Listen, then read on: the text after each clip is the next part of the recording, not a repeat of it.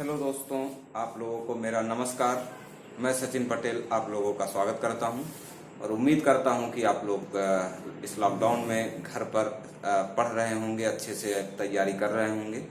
तो आज हम लोग एसएससी सीजीएल जो लोग 2020 टीयर 1 का तैयारी कर रहे हों या जो लोग 2019 मेंस का जिनका आगे एग्ज़ाम होने वाला है, तो उन लोगों के लिए कुछ टेक्निक, कुछ टिप्स बताने जा रहा हूं। आप थोड़ा सा ध्यान देना। हम लोग एक क्लास के जरिए इस चीज़ को समझेंगे। मैं एक आज आपको प्रीवियस ईयर का सीजीएल 2019 टीयर 1 का एक सेट आज फिलहाल मैं कराऊंगा और आप उसको देखने की कोशिश करें कि मैं किस तरह से मेरा क्या अप्रोच रहता है क्वेश्चंस को सॉल्व करने का। तो थोड़ा सा मैं अपने बारे में फिर 2 लाइन बता देता हूँ। मैं सचिन पटेल, मैं एसएससी सीजीएल 2013 और 2014 में इनकम टैक्स इंस्पेक्टर के पद पर दोनों बार मैं क्वालिफाई कर चुका हूं और 2014 में मेरी ऑल इंडिया रैंक 82 थी। और स्पेशली मैथ और इंग्लिश मेरा जीएस सेक्शन थोड़ा सा वीक रहा करता था, जिसकी वजह से मेरा प्री में नंबर नहीं आता था। बट मैंने मेंस की बदौलत अपना मार्क्स ऊपर बढ़ाया था। तो मेंस में मेरे मैथ और इंग्लिश सेक्शन में मार्क्स काफ़ी अच्छे थे, जिससे कि मेरी ऑल इंडिया रैंक 82 थी उस समय 2014 में। तो उसमें स्पेशली अगर मैं बात करूं इंग्लिश की, तो इंग्लिश में जहां तक मुझे उम्मीद, जहां तक मेरी जानकारी है, 10-15 लाख स्टूडेंट्स तो फॉर्म डालते ही हैं, देते ही हैं एग्जाम। तो 10-15 लाख कैंडिडेट्स या जो भी कुछ रहे हों इस तरह से, तो मेरा इंग्लिश में जो मार्क्स था वो ऑल इंडिया जो मार्क्स का लिस्ट था उसमें 10 या 15 रैंक रहा होगा इंग्लिश में। तो इस तरह से भैया, और एक चीज और जानने की, मैं यूपी बोर्ड से ही पढ़ा हुआ हूँ। इंटरमीडिएट मेरा यूपी बोर्ड से हुआ है। इंग्लिश में काफ़ी समस्या रहा करती थी, मुझे इंटर तक काफ़ी समस्या थी। बट मैंने एसएससी की तैयारी के पहले 6 से 8 महीने का प्रिपरेशन, 6 महीने आप माने, 6 महीने प्रिपरेशन किया था पूरी प्लान्ड तरीके से, और उसमें मैंने काफ़ी कुछ गेन कर लिया था इंग्लिश में।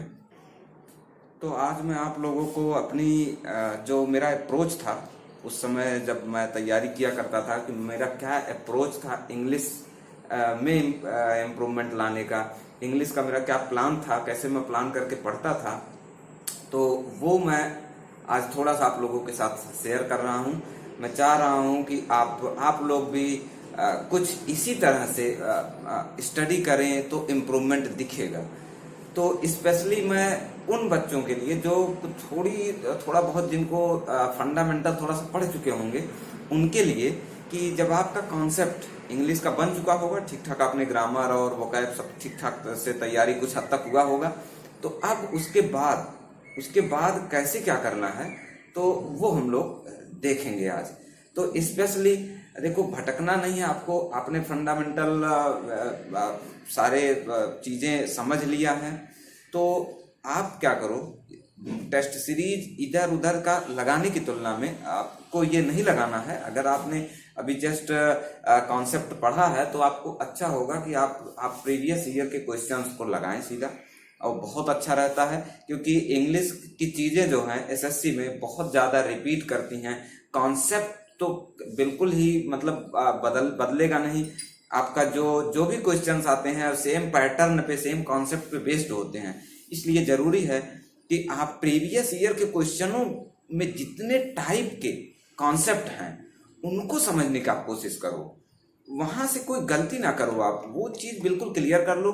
क्वेश्चंस को कैसे करते हैं, क्या अप्रोच होना चाहिए क्वेश्चंस को करने का, तो वो मैं आपको जो मेरा अप्रोच रहा करता था वो मैं आपके साथ शेयर कर रहा हूँ। 2-4 जो 2019 टीयर 1 के जो अभी हाल ही के क्वेश्चन हुए हैं, तो वो मैं पेपर ले रहा हूँ सैंपल के तौर पर, और 2-4 पेपर मैं आपको पूरा सॉल्व करके, कि मैं अगर पढ़ रहा होता, मैं अगर मुझे पेपर सॉल्व करना होता, तो मेरा क्या तरीका रहता था, मैं कैसे नोट करता था, क्या चीज पढ़ता था, तो वो हम लोग आज देख लेते हैं भैया। तो शुरू करते हैं क्लास। मैं पेपर और पेन पे वर्क करूंगा क्योंकि मेरे पास डिजिटल बोर्ड नहीं है कि मैं इंग्लिश के क्वेश्चंस यहाँ लिख सकूं, तो आप समझने की कोशिश करिएगा। ठीक है भैया, शुरू करते हैं फिर क्लास। ठीक भैया, हम लोग शुरू करते हैं अपना। तो पहला क्वेश्चन है, जम्बल्ड सेंटेंसेज का है। Select the option that gives there correct order. ठीक है, शुरू करते हैं। तो आराम से हम लोग समझते हुए चलेंगे। तो शुरू करते हैं। How ever. अब देखो, मैंने पहले लेक्चर आपको ऑलरेडी बता रखा है चीज़ें कि भैया देखो, हाउ एवर से वाक्य कभी अपना शुरू नहीं हो सकता। तो ये वाक्य मैं जो है स्किप करूँगा कि इससे मेरा शुरू नहीं होगा, मैं पूरा पढ़ूंगा ही नहीं। अच्छा, मैं अगले पे आया, लिखा है दिस चेंज, ये चेंज। इसका मतलब ये कहीं चेंज की बात कर रहा होगा। इस चेंज की, आप दिस वाले पे ध्यान देना। This change can be expressed in two ways. इस चेंज को दो तरीके से एक्सप्रेस किया जा सकता है। तो इसका मतलब ये कहीं चेंज लिखा है जिसका जिक्र ये कर रहा है, इसका मतलब ये भी शुरू नहीं होगा। ठीक बात है। Growth of population refers to the change. अच्छा, वो चेंज देखो यहाँ पर लिखा है। ठीक है, तो ये मैं काट नहीं सकता अभी। अच्छा, मैं डी पढ़ रहा हूँ। First in terms of absolute numbers and second in terms of percentage change. इसका मतलब ये दो चेंजेस की जो बात कर रहा है वो बता रहा, पहला यहाँ और दूसरा चेंज ये है। तो इसका मतलब भैया कि इस चेंज को दो तरह से लिखा जा सकता है। तो इस बी के बाद ही तो आप डी वाला लिखेंगे, इसका मतलब ये भी शुरू नहीं होगा। और एक चीज आप वैसे ही जान लें कि कभी भी नॉर्मली वाक्य फर्स्ट, सेकंड, फर्स्टली, सेकंडली और लास्ट, नेक्स्ट, इन सब से शुरू नहीं होता। तो आपका जो शुरू वाला है वो केवल और केवल किससे जा सकता है? सी पार्ट से। तो ये कट गया, ये कट गया। अब ये वाला और ये वाला बचा। अब मुझे इसमें पता है कि ये दो तरह से बता रहा है। This change can be expressed in two ways, और वो दोनों तरीके मैंने खोजा कि पूरे इसमें कहाँ है, तो वो मुझे इस लाइन में दिख रहा है। ये चेंज दो तरह से लिखा जा सकता है। पहला कैसे लिख सकते हैं? In terms of absolute numbers, और दूसरा in terms of percentage change. तो इसका मतलब मैं ये कह सकता हूँ कि बी के बाद क्या आएगा? डी आएगा। अब मैंने देखा तो ये बी के बाद डी किस में है? दो ऑप्शन तो मैंने पहले काट दिया था, इसका मतलब मेरा ये सही हो जाएगा। तो आराम से निकल जाएगा। अब एक चीज समझ लेते हैं, बेसिक सा जो है कि भैया जो है आपका वाक्य, जैसे यहाँ हम लोगों को क्या मिला? हाउ एवर मिला। और ये दिस वाला तो इम्पोर्टेंट है ही। हाउ एवर से मिलता जुलता जैसे बट होता है, इससे भी कभी शुरू नहीं होगा। इसलिए से कहाँ आप वाक्य शुरू करेंगे? पहले तो आप कुछ लिखेंगे, सो, देयरफॉर, बट, हाउ एवर। तो ऐसे जितने कीवर्ड आते हैं, जैसे फर्स्टली, सेकेंडली, फाइनली, ये सब आप नोट कर लो। ये PQRS के लिए बहुत इंपॉर्टेंट है कि इनसे कभी भी वाक्य शुरू नहीं होगा। ठीक बात भैया। तो इस तरह से हम लोग और चीजें देखते चलेंगे। एक दिस वाला भी हुआ कि इससे भी कभी अपना, तो दिस वाले पे मैंने बताया था भैया, दिस, दैट, दीज, दोज, ये जब भी आए एडजेक्टिव के रूप में आएगा ये जो है, तो जब ये दिखे वाक्य में तो आप वो चीज ध्यान दो कि वो किसको रिफर कर रहा है। जैसे यहाँ लिखा this change can be expressed in two ways. इस परिवर्तन को दो तरह से लिखा जा सकता है, बताया जा सकता है। मन में सवाल आएगा ना, कौन सा चेंज? तो वो चेंज कहाँ पर मुझे दिखा? यहाँ पर। इसका मतलब मैं कह सकता हूं कि पहले मेरा सी लिखेगा और सी के बाद मेरा क्या लिखेगा? बी लिखेगा। ठीक बात है। तो इस तरह से आप, ये भी मैच कर रहा सी के बाद बी, और हमने दो तरह से किया, पहला तरीका ये, दूसरा तरीका ये, तो इसके बाद मेरा बी डी भी बन जाएगा। ठीक बात भैया, यहाँ तक मुझे लगता है क्लियर होगा। आगे बढ़ते हैं, अगला क्वेश्चन। ऑब्लिगेटरी। ऑब्लिगेटरी मतलब होता है भैया बहुत आवश्यक, बहुत जरूरी, जिसपे बहुत बाध्यता हो। ऑब्लिगेशन पढ़ते हैं बाध्यता, तो ऑब्लिगेटरी मतलब जो बहुत जरूरी हो। तो यूजलेस तो सिनोनिम निकालना है। रेकलेस मतलब होता केयरलेस। मैंडेटरी मतलब बहुत आवश्यक, तो मुझे मिल गया। अग्रेसिव मतलब जो बहुत आक्रामक होता है, उसके लिए हम लोग शब्द डालते हैं अग्रेसिव। ठीक है भैया, तो आगे जो है, अब एक चीज हम लोग और करते हैं इसमें कि ये जो ऑब्लिगेटरी है, ऑब्लिगेटरी के और जो सिनोनिम है हम लोग अब पढ़ लेते हैं। अपना आंसर हो गया। ऑब्लिगेटरी मतलब आवश्यक और मैंडेटरी मतलब आवश्यक। अब ऑब्लिगेटरी के हम लोग 4-4, 6-6 सिनोनिम और देख लेते हैं, ताकि आगे कभी कोई दूसरा मिल जाए तो हमारे दिमाग में चीज़ें रहें, तो इससे याद हो जाता है, आपकी चीज़ें कनेक्ट होती हैं। तो आप ऑब्लिगेटरी का अपने मन से कोशिश करो, जैसे मैं बता रहा हूँ इस तरह से आप कोशिश करो कि ऑब्लिगेटरी के कुछ सिनोनिम अपने से याद करने की कोशिश करो। ऑब्लिगेटरी मतलब देखो, जैसे आवश्यक है तो मुझे आ गया नेसेसरी। छोटा छोटा से आप मेमोरी पे जोर डालिए, नेसेसरी। अब एक नेसेसरी से मुझे तुरंत आ जाएगा इसेंशियल, आवश्यक। आवश्यक जब मैं चल ही रहा हूँ तो मैं छोटे छोटे शब्दों से आगे बढ़ा रहा हूँ, इम्पॉर्टेंट। ये हो गए। अब एक इन सब से मिलता जुलता एक आपका आता इम्परेटिव। इम्परेटिव मतलब भी होता है बहुत आवश्यक चीज। ठीक है, तो आप ये भी अगर ना जान रहे हो तो सब नोट करते हुए चलना। इम्परेटिव हो गया, और एक मेरा आ जाता वाइटल, बहुत ही अहम। वाइटल मतलब होता है बहुत अहम। अब वाइटल जैसे होता है वैसे पाइवोटल बोलते हैं। वाइटल और पाइवोटल बहुत अहम के लिए आ जाता है आपका। और जो चीज़ बहुत इम्पॉर्टेंट है उसको हम लोग ये भी कह सकते हैं अनअवॉइडेबल। कोई ऐसा काम जो बहुत ऑब्लिगेटरी है, बहुत ज़रूरी है, तो हम लोग उसके लिए ये भी कह सकते हैं ये अनअवॉइडेबल है। ठीक है, तो हम लोग आप देखेंगे कि ऑब्लिगेटरी का कितना मीनिंग देख लिया, 1 2 3 4 5 6 7, 7 मीनिंग तो हो ही गया। कहीं ना कहीं आगे सेट में आपका हो सकता है इसमें से कुछ आ जाए। तो obligatory, necessary, essential, important, imperative, vital, pivotal, unavoidable.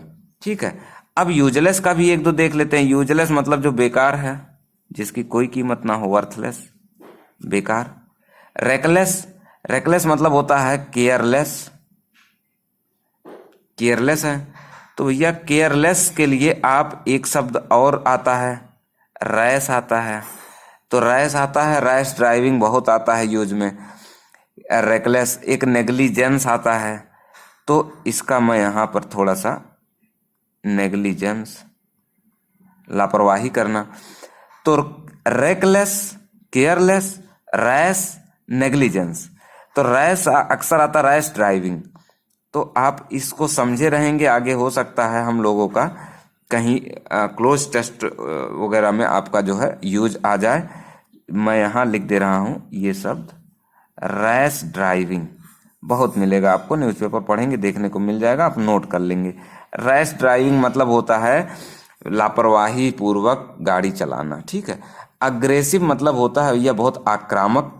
ठीक है, जैसे बोला जाए कि वीरेंद्र सहवाग के बारे में कि वीरेंद्र सहवाग बहुत कैसे बैट्समैन है, अग्रेसिव बैट्समैन है, बहुत आक्रामक बैट्समैन है, अटैकिंग बैट्समैन है। तो इसका हम लोग सिनोनिम लिख सकते हैं अटैकिंग। ठीक बात है, आगे बढ़ते हैं भैया। हम लोग क्वेश्चन नंबर 3 देख लेते हैं। The director will agree with the proposal if we do not exceed the budget. कह रहा डायरेक्टर सहमत हो जाएंगे प्रपोजल से अगर हम लोग बजट को एक्सीड नहीं करते हैं। अगर बजट में रहा मैटर तो डायरेक्टर साहब उस पर अपनी सहमति दे देंगे। अच्छा, अब ये हमको यहाँ भरना, agree with the proposal, agree to the proposal, agree on proposal, agree by proposal. तो यह एग्री का आप नोट कर लेना कि ये जो एग्री वाला है इसमें कुछ चीजें जो एग्री, पहला केस जैसे मैं बता रहा हूं वैसे आप नोट कर लेंगे, कभी गलत नहीं होगा आपका। पहला एग्री आपका टू लेता है, एग्री टू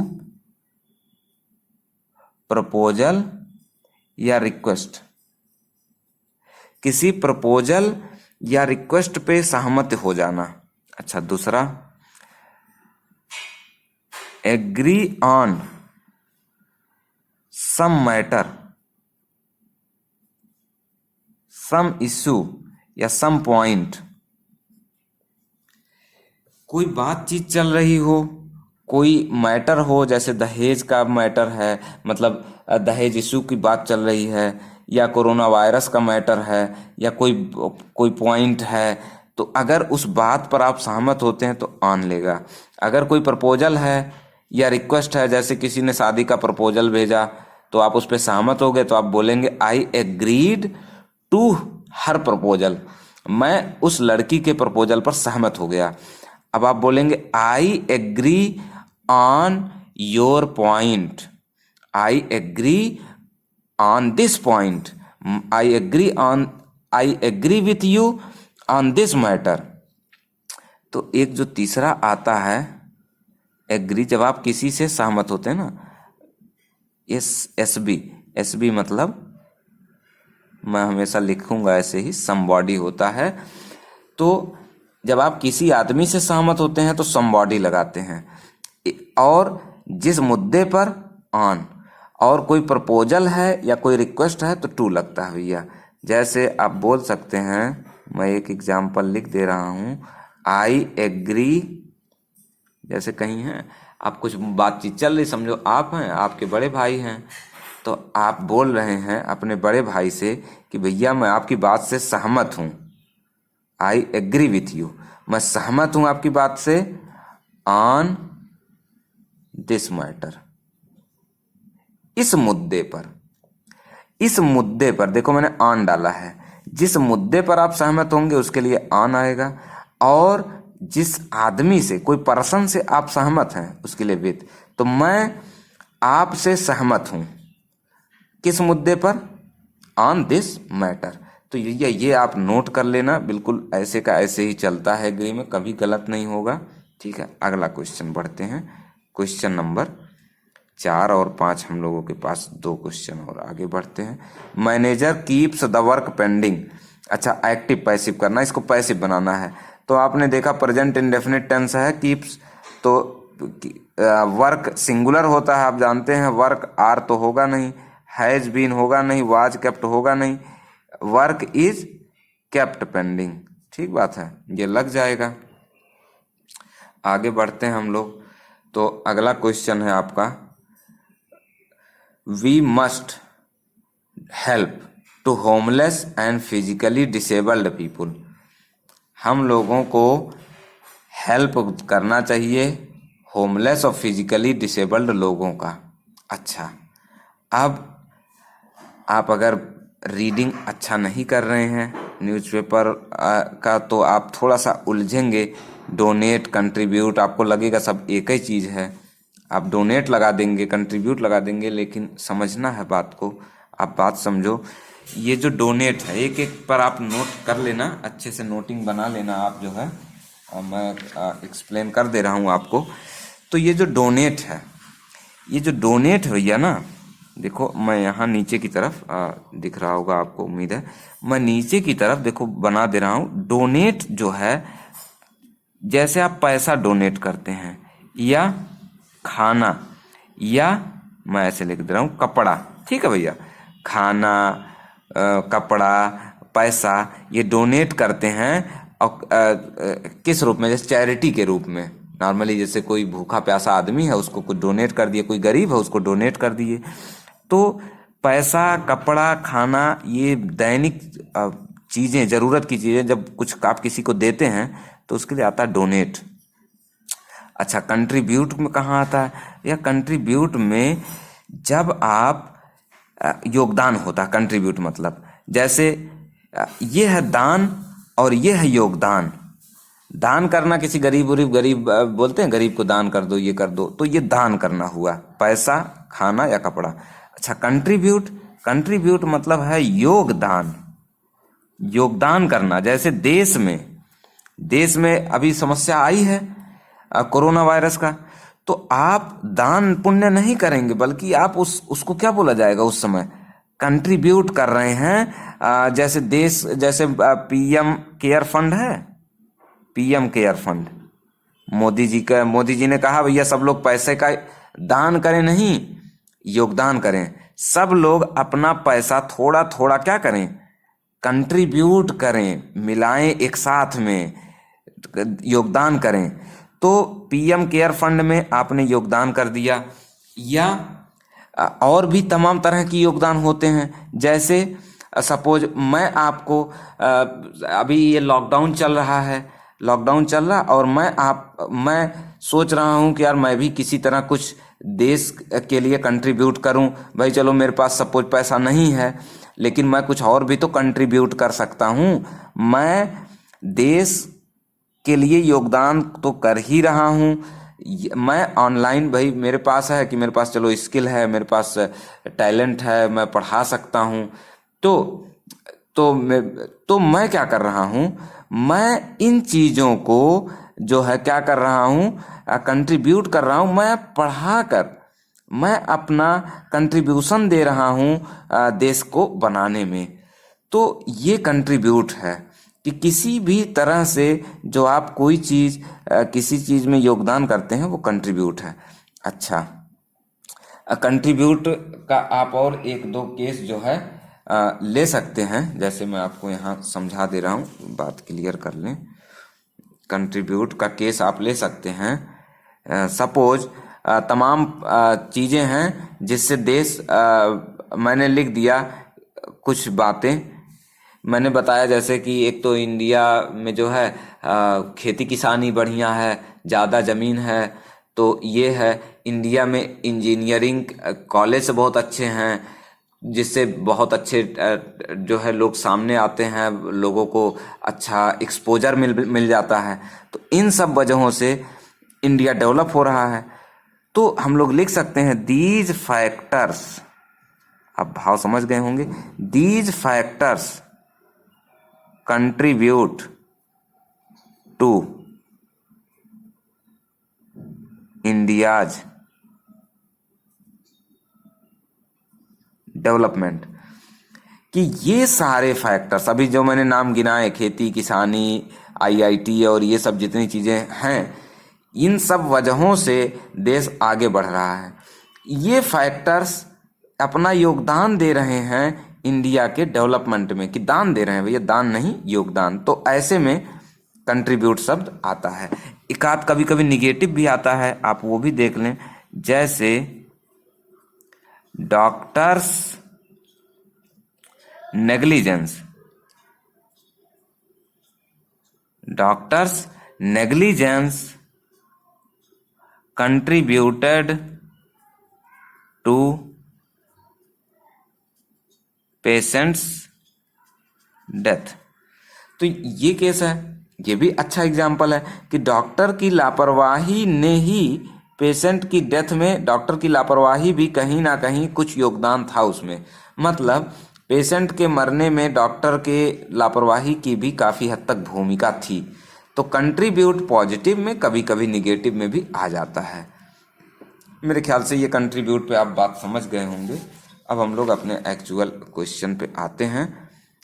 तो we must help to homeless. अच्छा, अब हेल्प, अभी आप इसको भी समझ लें, एग्जर्ट और रेंडर। एग्जर्ट मतलब होता है यह किसी के ऊपर कोई प्रेशर या कोई इन्फ्लुएंस डालना, कोई प्रेशर या किसी को प्रेशर डालना, किसी के ऊपर अपना प्रभाव डालने की कोशिश करना, उसके लिए आता है एग्जर्ट। एग्जर्ट प्रेशर या इन्फ्लुएंस। अब एक शब्द रेंडर है, इस पर भी मैं पूरा विस्तृत में आपको एक्सप्लेन कर दे रहा हूँ कि रेंडर का मतलब आप पहले यहाँ समझ लें। यहाँ पर हम लोग रेंडर समझ लेते हैं। रेंडर के बारे में भैया एक दो यूज आप जान लें। रेंडर ये हेल्प देने के लिए, आप किसी की मदद करते हैं ना, हेल्प, तो रेंडर हेल्प या रेंडर सपोर्ट, ये ऐसे ही ये यूज में आता है। देखो आप इसी तरह से न्यूज़पेपर पढ़ेंगे तो आपको आइडिया लगेगा, ऐसे ही मिलता है। रेंडर हेल्प, रेंडर सपोर्ट या रेंडर सर्विस, अपना हेल्प, अपना सपोर्ट या अपना सर्विस किसी को देना। या दूसरा कभी कभी आ जाता है render homeless, render homeless, render useless. जैसे बाढ़ आ गया, बाढ़ ने तमाम लोगों को बेघर कर दिया, तो वो शब्द हम लोग लिखेंगे फ्लड्स रेंडर्ड मेनी होमलेस। बाढ़ ने बहुत सारे लोगों को बेघर कर दिया, ऐसे में भी ये शब्द रेंडर आता है। रेंडर होमलेस, रेंडर यूजलेस, बेकार कर देना, बेघर कर देना, या अपना हेल्प देना, सपोर्ट देना या सर्विस देना, ऐसे में आपका रेंडर शब्द यूज में आ जाता है। तो ये रेंडर भी आप जानते रहेंगे। तो अब भैया हम लोग आते हैं अपने क्वेश्चन पे। We must help to the homeless, हम लोगों को हेल्प देना है। देखो मनी, फूड, कपड़ा दान होता है। वी मस्ट, अब हम लोगों को हेल्प और सपोर्ट के लिए अपना शब्द रेंडर आता है, तो हम लोग भैया देखो रेंडर से यहाँ पर जाएंगे। अगर यही होता क्वेश्चन वी मस्ट फूड, अभी समझो आप ऐसे लिखा होता, अगर आपका मैं एग्जाम्पल बदल दूं, we must dot dot dot food comma clothes to homeless, to the homeless डाल दे रहा हूं, टू द होमलेस, मतलब जो बेघर लोग हैं, हम लोगों को। अब आएगा आपका ऑप्शन, देखो रेंडर, डोनेट, कंट्रीब्यूट। अब आपको भरना है। अब आपने देखा हम लोगों को फूड, कपड़ा देना है बेघर लोगों को, तो यहाँ रेंडर नहीं, यहाँ क्या आ जाएगा, दान देना, दान देना, डोनेट कर रहे हैं। कंट्रीब्यूट भी ऐसे सेंस में नहीं आएगा। अब देखो मैं दूसरा एग्जांपल लिख रहा हूं, वी मस्ट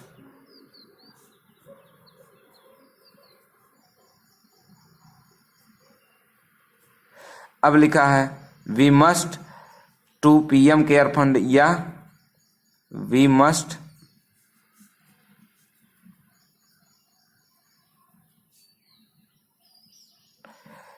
हम लोगों को पीएम केयर फंड में दान नहीं बल्कि योगदान देना चाहिए। हम लोगों को वी मस्ट, हम लोगों को देश के, वी मस्ट चलो नेशन ही समझो, तो हम लोगों को देश के प्रति क्या करना चाहिए, योगदान करना चाहिए। तो इन दोनों जगहों पर अपना क्या जाएगा, कंट्रीब्यूट जाएगा। ठीक बात भैया। और अगर कपड़ा ये रफ रहेगा आप डोनेट लगा देंगे।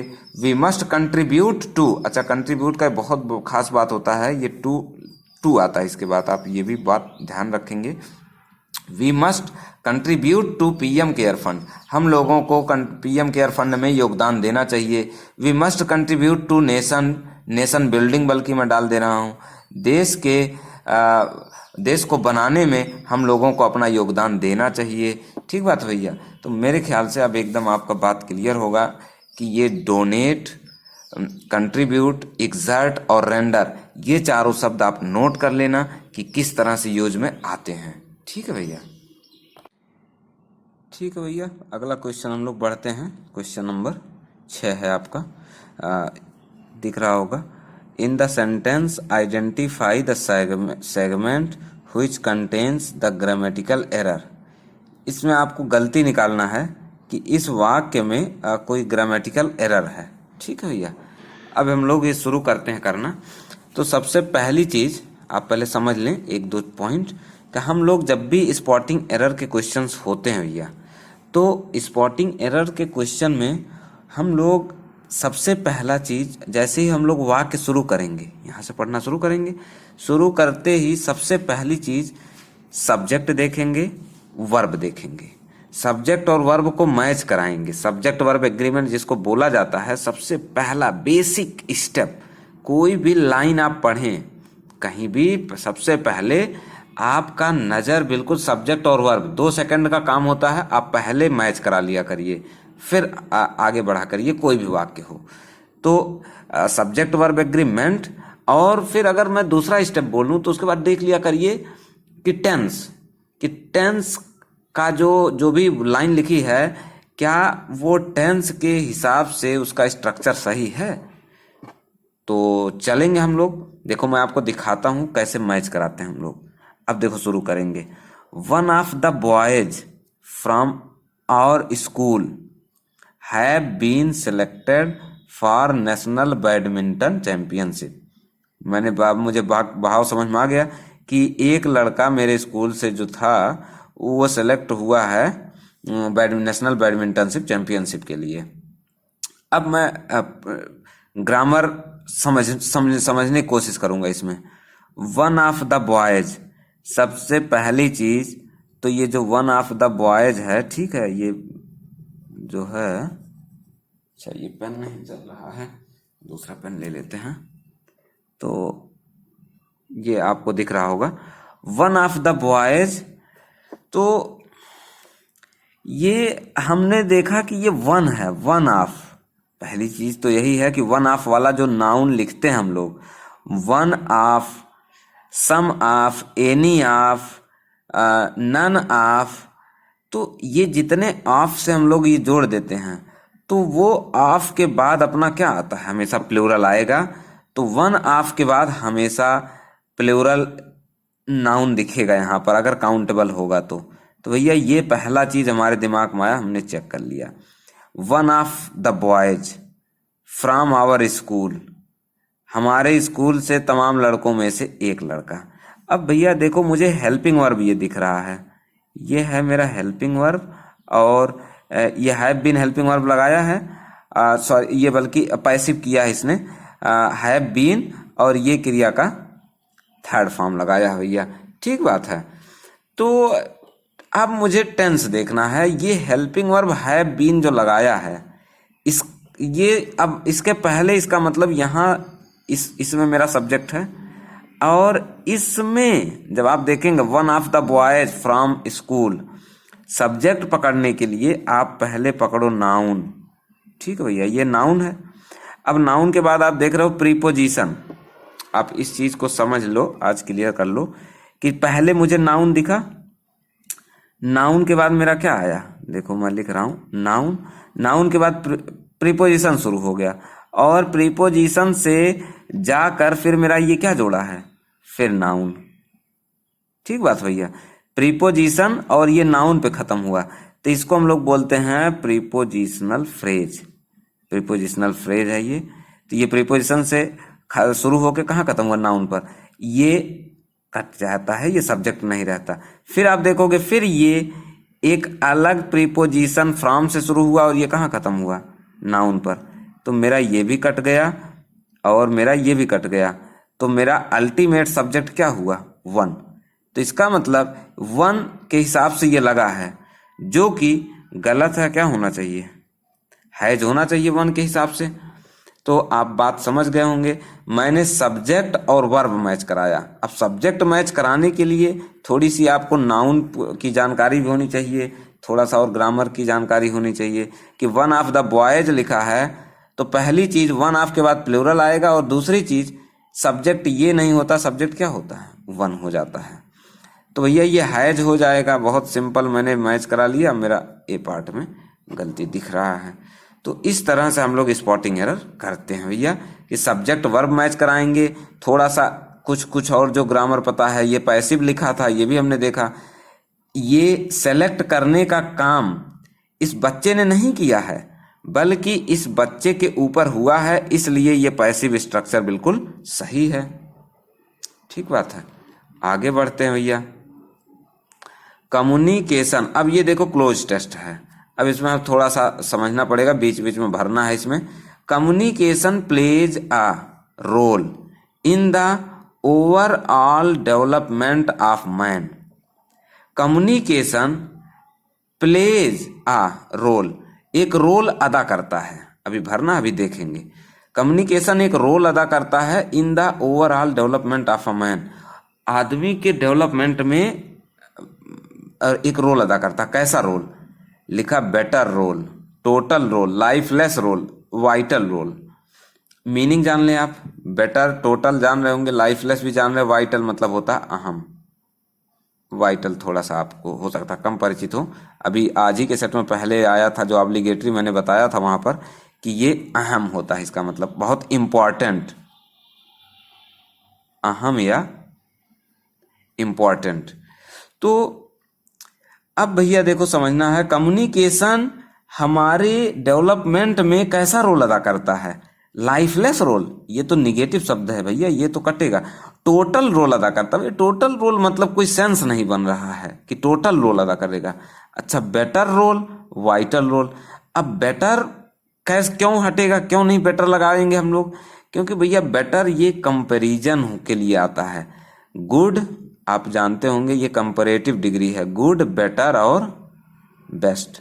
जब किसी चीज की तुलना होती, किसी चीज की तुलना होती तो हम बेटर लगाते। क्या यहाँ कोई, क्या मुझे कोई दैन दिखा? तुलना होती है दैन से, तो कोई दैन जैसा भाव है नहीं, तो मैं बेटर नहीं लगाऊंगा। मुझे तुलना नहीं करना है, मुझे केवल बताना है, कोई कंपैरिजन का भाव नहीं है वाक्य में। कम्युनिकेशन प्ले करता है एक अहम रोल, तो मेरा क्या आ जाएगा? Vital role. मैंने एक एक चेक कर लिया कि लाइफलेस नहीं होगा, नेगेटिव शब्द है। टोटल रोल, टोटल रोल का कोई सेंस नहीं बन रहा है। वाइटल रोल मतलब बहुत अहम रोल, जो कि मुझे बढ़िया दिख रहा है। कम्युनिकेशन प्ले करता है एक अहम role in the overall development of a man. ठीक है भैया, आगे बढ़ते हैं। इट कैन बी लर्न्ड, ये सीखा जा सकता है। बाय आवर एफर्ट्स, हमारे प्रयासों से इस चीज को सीखा जा सकता है, हमारे प्रयासों से इस चीज को सीखा जा सकता है। It can be learned by our important efforts, unclear efforts. ये फिर देखो, ये कह रहा हमारे कैसे प्रयास, क्या अनक्लियर प्रयास होगा? नहीं। कंट्राडिक्टरी प्रयास होगा? नहीं। ये निगेटिव शब्द कहाँ आ पाएगा यहाँ पर? हमारे कैसे प्रयास, या तो इंपॉर्टेंट प्रयास या तो कॉन्शियस प्रयास। इंपॉर्टेंट मतलब आप जान रहे हैं, कॉन्शियस मतलब होता है कि जो चीज आप, कॉन्शियस मतलब आप जानते हैं होश चेतना में रहकर करना कोई चीज। तो जो चीज हम लोग पूरा प्लान करके, सोच समझ कर, ऐसे समझो आप, सोचा समझा, सोचा समझा और प्लान किया हुआ, जो हम लोग सोच कर, बकायदा समझ कर और अच्छे से प्लानिंग कर कर कोई काम करते हैं, वो कैसा होता? कॉन्शियस होता, कॉन्शियस वर्क। बहुत अच्छे से सोच समझ कर काम करना। और इम्पॉर्टेंट तो इम्पॉर्टेंट। अब आप देखो यहाँ क्या चीज बेटर रहेगा? इट कैन बी लर्न्ड, ये बात सीखी जा सकती है, जानी जा सकती है हमारे इम्पॉर्टेंट प्रयास से, कि सोचे समझे और ढंग से प्लान करके जो हम प्रयास करते हैं उससे। तो मेरा भैया कॉन्शियस जाएगा। सोच समझ कर जो हम प्लान करते हैं भैया, जो हम प्रयास करते हैं, उसके जरिए हम लोग इस चीज को सीख सकते हैं। आगे बढ़ते हैं भैया। Today success in our professional life depends, कह रहा आज की डेट में जो सफलता है in our professional life, subject क्या है अपना? सक्सेस। अब आप कनेक्ट करेंगे, success depends, success depends on our, success हम आज की डेट में हमारी सक्सेस डिपेंड करती है on our to read, write and speak well. अब भरना है आपको 3 नंबर भैया।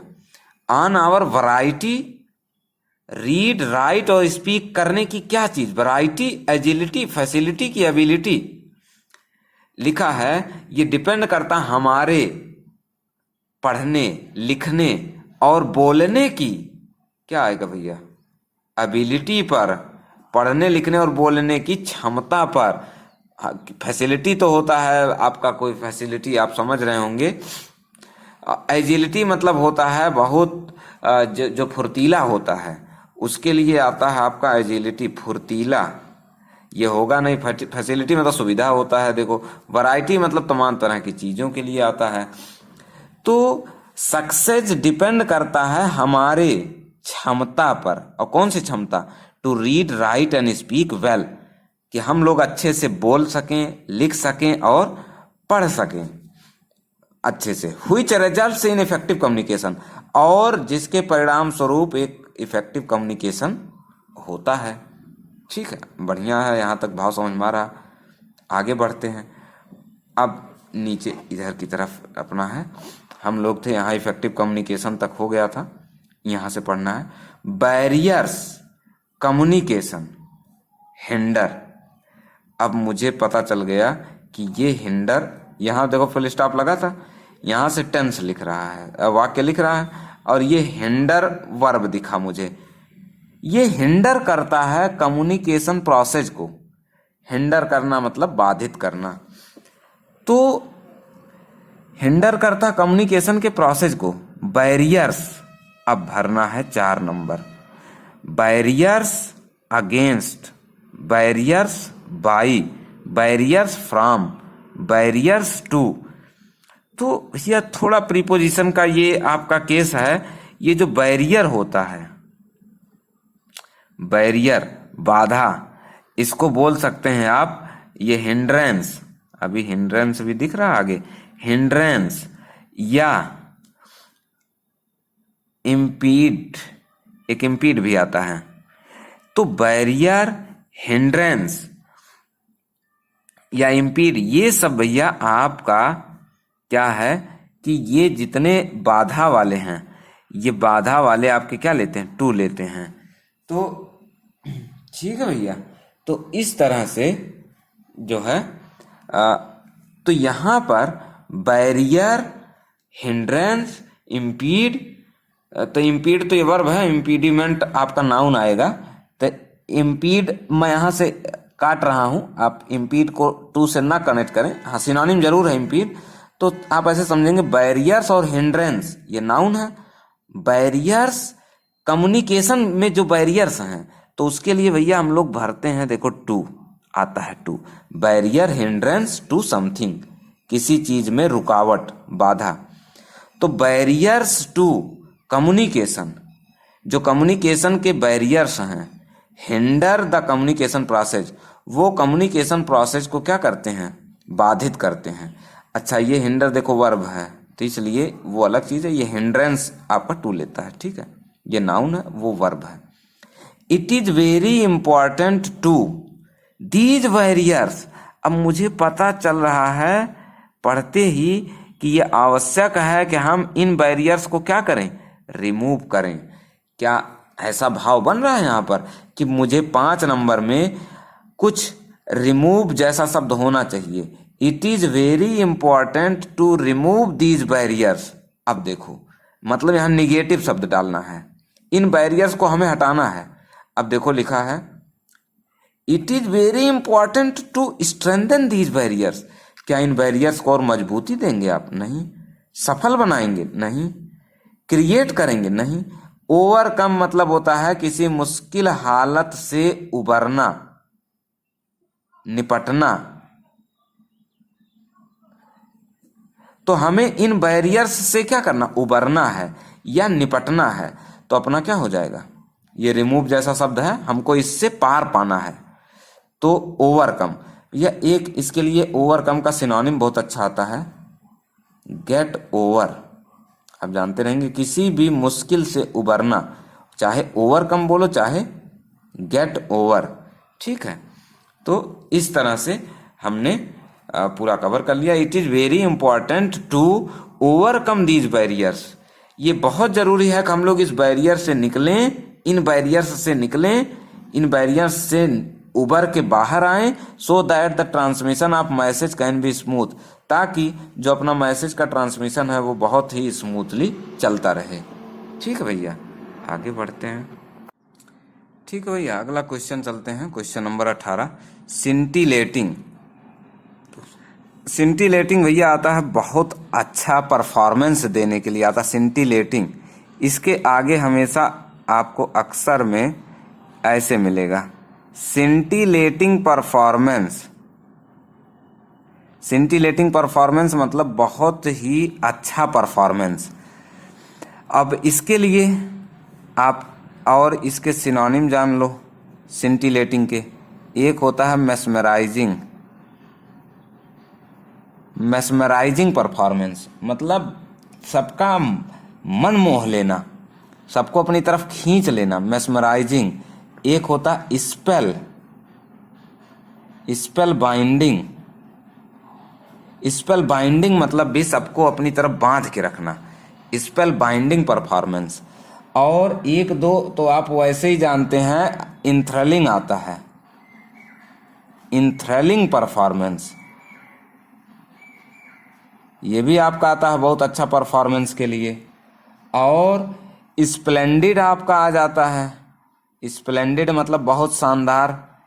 तो mesmerising, spellbinding, enthralling, splendid, outstanding आप लगा सकते हैं, आउटस्टैंडिंग परफॉर्मेंस।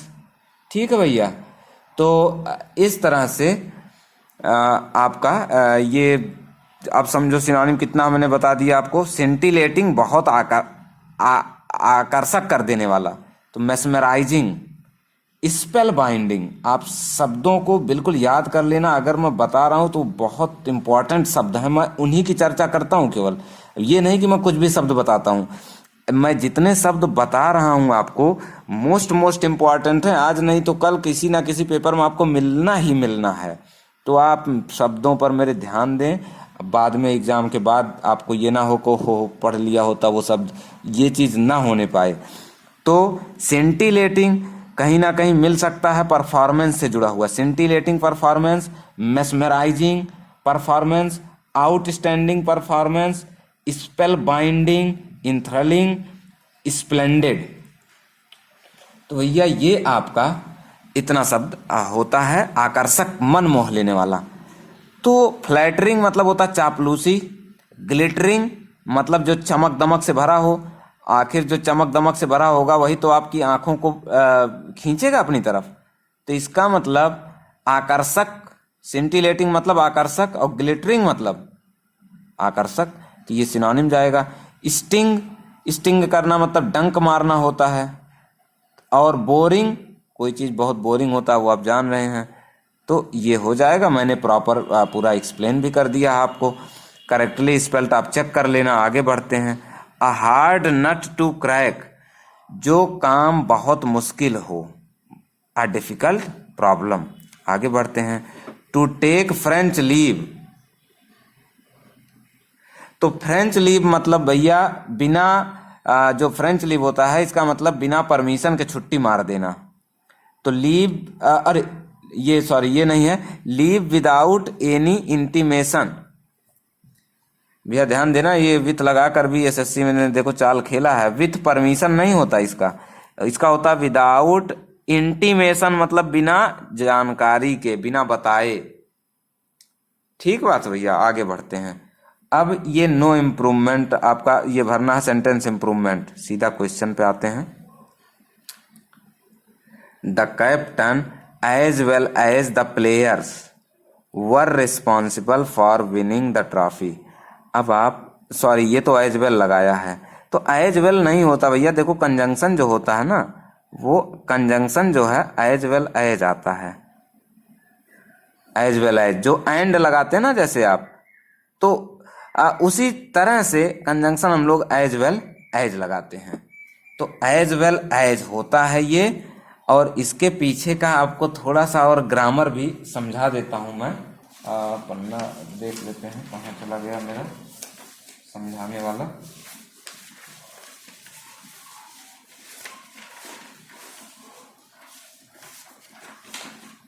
चलो भैया देखो इसी पे समझ लेते हैं हम लोग। एज वेल एज समझना था, तो हम लोग देखते हैं। अब ये कुछ वर्ड्स हैं जैसे एज वेल एज, ठीक बात भैया, दिख रहा होगा आपको, एज वेल एज, और मैं लिख रहा हूं टुगेदर विथ। ठीक बात है, विथ,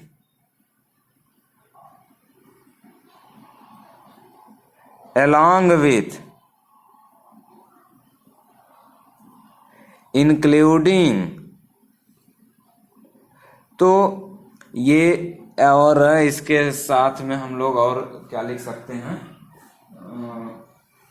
इंक्लूडिंग हो गया आपका, एक्सक्लूडिंग, और विथ हो गया, along with, together with, along with, including, except, except. और इस तरह से कुछ तमाम शब्द आपके आते हैं जो आप ऐसे पढ़ते हैं। यहां कुछ रहेगा राम, समझो आप, राम along with, एक along with लिखा हमने, हाँ ठीक है। यहां पर रहेगा हिज फ्रेंड्स, आपको समझना है बात कि राम, और फिर यहां पर हिज फ्रेंड्स लिखा है, राम हिज फ्रेंड्स। अब आप लोगों को अब इसमें चाहे किसी से भी जोड़े, as well as, together with, along with, including, excluding, except. अब हमको लगाना है यहां पर वाज होगा कि वर होगा, मतलब ये जो अपना सब्जेक्ट राम और ये दोनों लगे हैं, इसमें से हम लोगों का सब्जेक्ट क्या होगा कि जिसके हिसाब से हम लोग अपना वर्ब लगाएंगे। तो भैया ये सब जो कीवर्ड हैं, इसमें आप क्लियर कट वो कर लें कि जो पहले नाउन लिखा होता है इनके, वही अपना क्या होता है, सब्जेक्ट। तो राम इसमें सब्जेक्ट है, ये हिज फ्रेंड्स सब्जेक्ट नहीं होता, तो आप क्या लगा देंगे, वाज लगा देंगे इसमें। अच्छा, इसके अलावा आप जो है क्या करिए, 3 शब्द और आप, मैं लिख रहा हूं, ईदर और, नीदर नॉर, और मैं लिख रहा हूं नॉट ओनली बट आल्सो। ये 3 ध्यान देना आप, नॉट ओनली राम, यहां सब में क्या लिखा है, राम, और यहां पे क्या लिखा है, हिज फ्रेंड्स। अब फिर लगा है वाज, वर। अब मुझे देखना है either or, neither nor, not only but also. ये 3 कीवर्ड, ये ज्यादा इंपॉर्टेंट है। ये 3 कीवर्ड आप बिल्कुल रटे रहेंगे कि इनसे अगर आपके 2 नाउन जोड़े जाते हैं, अगर इनसे 2 नाउन जोड़े जा रहे हैं, तो उनमें अपना सब्जेक्ट जो है, ये जो बाद में लिखा हुआ है नाउन, वो अपना डिसाइडिंग सब्जेक्ट होता है। तो ऐसे में अपना सब्जेक्ट क्या हो जाएगा, हिज फ्रेंड्स, और हम लोग लगा देंगे वर। ठीक बात है भैया, मुझे लगता है यहाँ ये बात क्लियर होगा। थोड़ा सा लाइट का इशू आ रहा है, 1 सेकंड। ठीक भैया, हम लोग ये देख रहे थे, थोड़ा सा लाइट डिम है, लेकिन मुझे लगता है समझ में आ रहा होगा बात। तो राम हिज फ्रेंड्स हो जाएगा अगर either or, neither nor, not only but also say जुड़े हैं, तो उसमें सब्जेक्ट अपना डिसाइडिंग कौन सा होगा, बाद में जो लगा है। तो वाज वर था, यहाँ सब्जेक्ट क्या, हिज फ्रेंड्स, तो मैंने वर लगा दिया यहाँ। और बाकी जितने हैं आप इस लिस्ट को भी एक बार देख लो, और भी इसमें हो सकता है आ जाएं, लेकिन बाकी सारे केसेज में आपका सब्जेक्ट क्या होता है, ये। अच्छा, 2 और आप जान लें, जैसे राम एंड श्याम।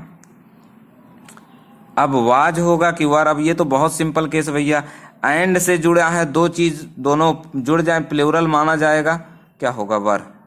और एक और आप जान ले, बोथ राम एंड श्याम एक ही चीज है, जैसे राम एंड श्याम वैसे बोथ राम एंड श्याम, तो ये भी आपका क्या होगा, वर होगा। अगर इतना आप ये सारा इतना पॉइंट अगर आप समझ रहे हैं तो दिक्कत नहीं आएगा।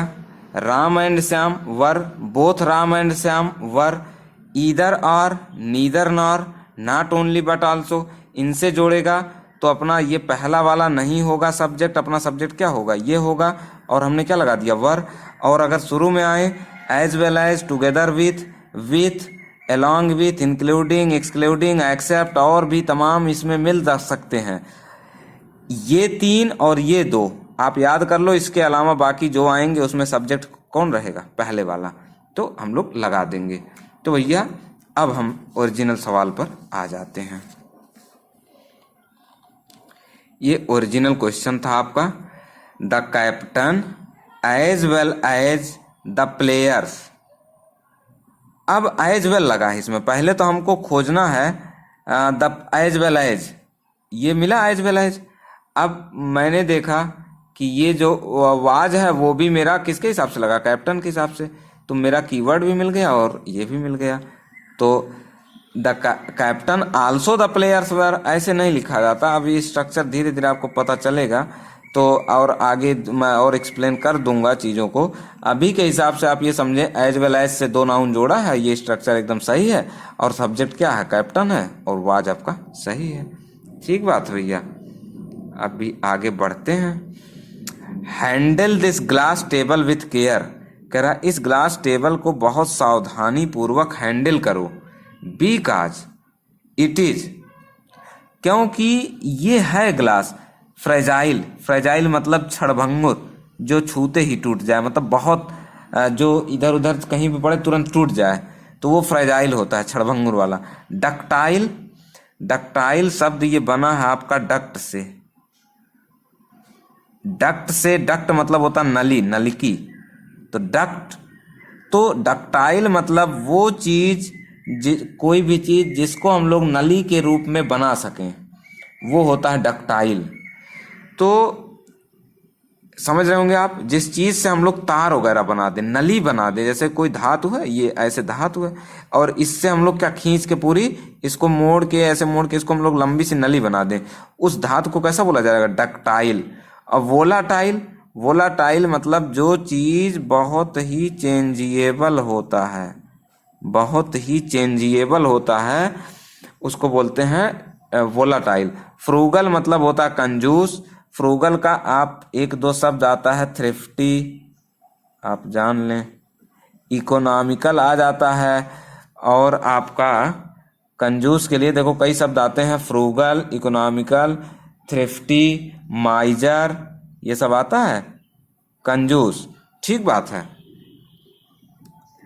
तो आगे अब हम लोग बढ़ लेते हैं। अब देख लेते हैं क्वेश्चन क्या था, handle this glass table with care, इस ग्लास टेबल को बहुत ही सावधानी पूर्वक हैंडल करो, क्योंकि ये कैसा है, क्षणभंगुर है, जरा भी इधर उधर गिरेगा तो टूट जाएगा, ये है। आगे बढ़ते हैं भैया। I can swim very fast when I was only 5, आप ये देखो, ये जो लिखा है, जब मैं 5 साल का था तब की बात बता रहा है ये देखो, इससे पता चल रहा है कि हम लोग कहाँ हैं, पास्ट में। जब मैं 5 साल का था, तो आप तब कैसे बोलेंगे आप, तो मैं तैर सकता हूँ कि तब तैर सकता था। जब मैं 5 साल का था तो मैं बहुत तेज तैर सकता था, कैन नहीं होगा, क्या होगा, कुड होगा। तो यहाँ कैन क्या है, गलत है, क्योंकि हमें यहाँ से पता चल गया कि ये कहाँ की बात कर रहा, पास्ट का, और कैन का पास्ट क्या होता है, कुड, तो हम लोग यहाँ पर कर देंगे कुड। ठीक बात है भैया। आगे एक लास्ट क्वेश्चन है, थोड़ा सा लाइट कम हो रहा है, लेकिन मौसम खराब होने की वजह से, बट हो जाएगा। लास्ट क्वेश्चन भी देख लेते हैं। क्वोशिएंट, क्वोशिएंट लिखा है, क्वोशिएंट, तो भैया ये देखो QUIE लिखा है, QUIE, एक शब्द आप पढ़ेंगे क्वाइट, चुप रहना, शांत, तो ये क्वोशिएंट है। क्वोशिएंट कहीं ना कहीं क्वाइट से बना शब्द होगा ये, तो क्वाइट, क्वोशिएंट, चुप रहना। इनडिफरेंट, इनडिफरेंट मतलब किसी कोनो बात का किसी को कोई फर्क ही ना पड़े, तो वो इनडिफरेंट होता है। चाहे आप उसको, मतलब चाहे आप सुखी हो, चाहे आप दुखी हो, चाहे रोएं, चाहे हंसे, उसका कोई प्रभाव ना पड़े, तो वो आदमी कैसा बोला जाएगा, इनडिफरेंट। और इनडिफरेंट के लिए आप एक चीज और जान लें कि इनडिफरेंट के बाद हमेशा प्रीपोजिशन टू आता है। बहुत इंपॉर्टेंट है, आप जो जो मैं बता रहा हूँ आप नोट जरूर करें, ऐसे काम मत चलाएं। मतलब चीज बिल्कुल जो मैं बता रहा हूँ बहुत सॉलिड पॉइंट्स बता रहा हूँ, कहीं ना कहीं आपको जरूर मिल जाएगा एग्जाम में। इनडिफरेंट टू लेता है। एक्टिव है भैया, एक्टिव मतलब आप समझ रहे हैं, पीसफुल मतलब शांत। डिजेक्टेड मतलब होता है बहुत दुखी, बहुत निराश। डिजेक्टेड का एक दो और मैं जो बता दे रहा हूँ, डिस्पोंडेंट आता है। डिस्पोंडेंट बहुत दुखी। ग्लूमी, एक मोरोस करके आता है, MOROSE, बहुत दुखी। ग्लूमी, डिस्पोंडेंट, डिजेक्टेड, तो ये आपका बहुत दुखी के लिए आता है। सैड वगैरह तो आप जान ही रहे हैं। तो एक लुक ब्लू होता है। लुक ब्लू मतलब बहुत उदास दिखना, बहुत दुखी दिखना, तो वो भी सिनोनिम है। तो एक्टिव, और ये हम लोगों को निकालना कहा था, क्वेश्चन। क्वेश्चन मतलब है आपका चुप रहना। चुप रहना का क्या एंटोनिम, एंटोनिम क्या बनेगा, एक्टिव। तो इस तरह से भैया देखो एक सेट ये खत्म हुआ। मैंने बहुत अच्छे से कोशिश किया है कि बहुत डिटेल में मैंने एक एक चीज़ पे बात किया है। ग्रामर हो, चाहे वोकैबुलरी हो, चाहे आपका जो है PQRS हो, चाहे क्लोज टेस्ट हो, हमने सारा बहुत ही इजी वे में सारा किया है। और आप इसको जितने भी इसमें पॉइंट्स आए थे आप सारा नोट कर लें।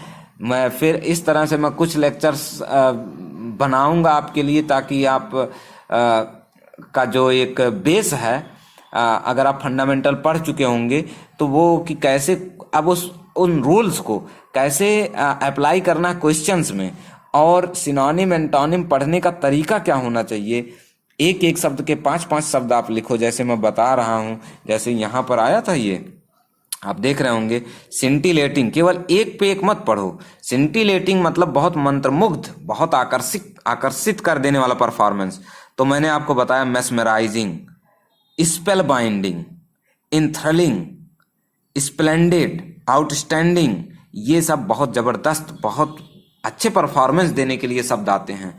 तो इस तरह से अगले फिर हम लोग मैं अगला लेक्चर फिर एक थोड़ा अभी आप लोग ये लेक्चर तब तक समझें, मैं 1-2 दिन थोड़ा गैप करके अगला लेक्चर फिर आपके लिए बना दूंगा। ठीक है भैया, ओके भैया, घर पे रहें, सुरक्षित रहें, पढ़ते रहें, मेहनत करते रहें। SSC निकालना है तो लगे रहें। आप कोरोना वायरस का इंतजार मत करें, घर में बैठ के करना भी क्या है। आप रामायण और ये सब दिन भर मत देखें, मतलब आप पढ़ाई कर लें थोड़ा सा, क्योंकि आपके लिए जॉब लेना भी बहुत ज़रूरी है। तो घर का काम करें, पढ़ते भी रहें। ठीक भैया, ओके, टाटा, बाय बाय।